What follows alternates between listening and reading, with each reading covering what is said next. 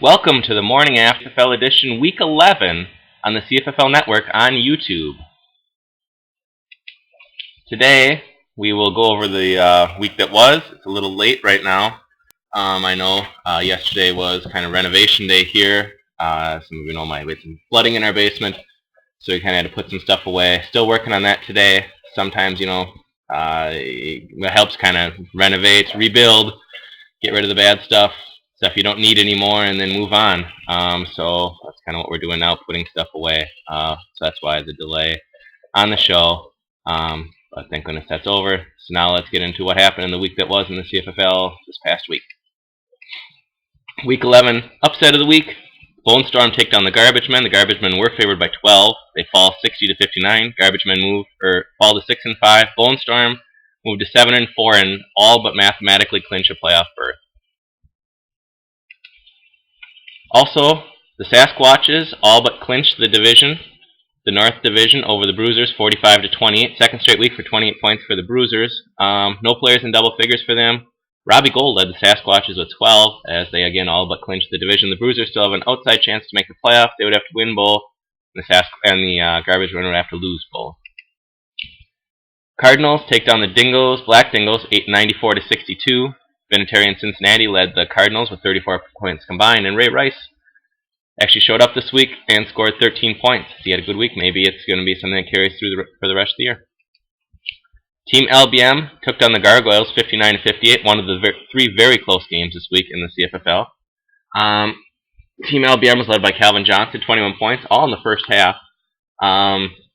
Josh Gordon had 13 for the Gargoyles as they fall by 1 and are all but eliminated from the playoffs.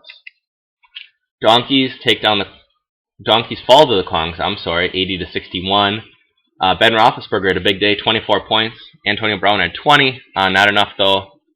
Kongs moved to 8-3, tied for the division lead in the Dan division with Team Chad.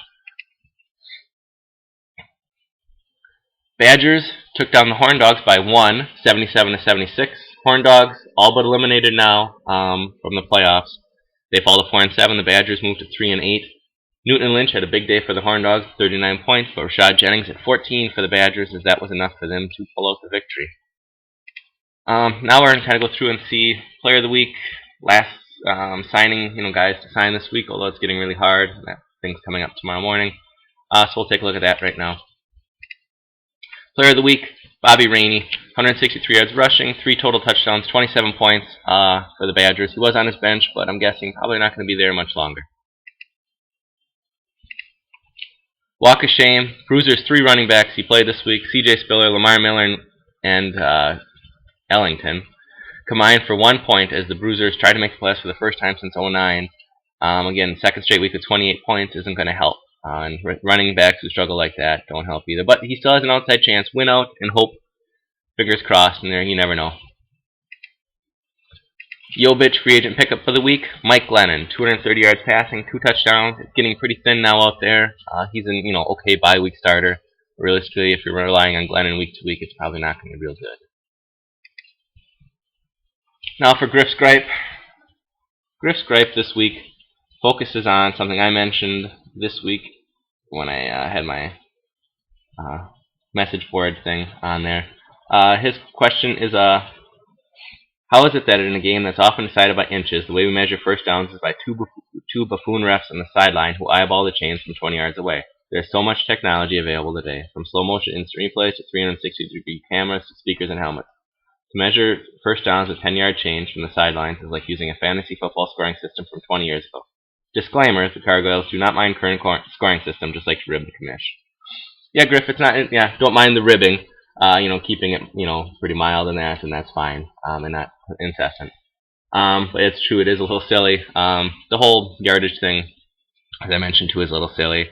It's kind of willy-nilly how it's decided. But the big thing is, they have a lot of, stuff to scoring touchdowns. That's where they kind of have more of the stuff, and that's all they really care about. Big games next week. Kongs versus Team LBM.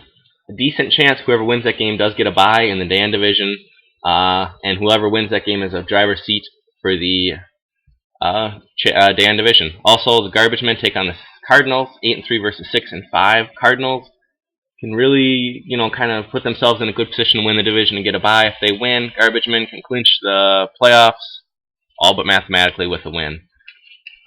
Finally, take a look at the high point standings. Something we haven't really talked about yet, but the winner of this does get $10. Garbage Men have one high point win. However, the Bone Storm Bruisers, Sasquatches, Kongs, and Cardinals are all tied with 2 wins this year. There's 2 weeks left. If not, we'll divide it up. If it's like a 6-way tie, we'll kind of maybe have a league vote and see how we want to divide that money up. Then that'd be kind of silly. Playoff picture: home field advantage race. Cardinals and Kongs lead the way. Team LBM right there too. They're in a tie. Sasquatches at 7-4 also have the easiest schedule the rest of the way. A team with 3 wins and 4 wins. Bone Storm and Garbage Men still loom. Garbage Men have a very hard road to get high to home field advantage. They still could get a bye, possibly, depending on how things play out. Finally, the race for the final playoff spot. The Bone Storm, all but mathematically, have clinched.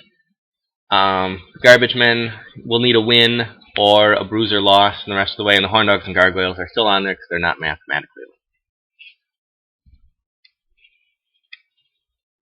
So that's our show this week, a little abbreviated and a little late. But wish everyone good luck in week 12.